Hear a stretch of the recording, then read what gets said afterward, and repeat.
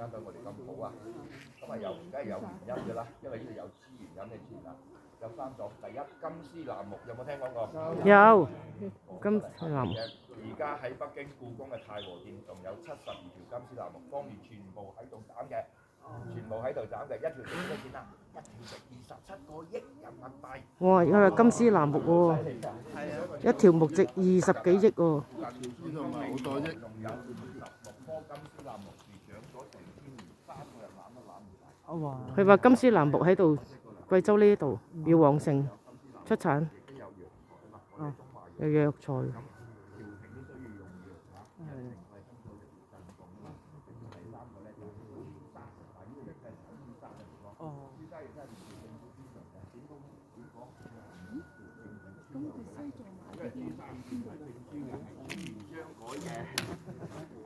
嗰邊朱元璋做咗皇帝之後，對朱家即係叫做600年嘅，或者做翻3年嘅叫3。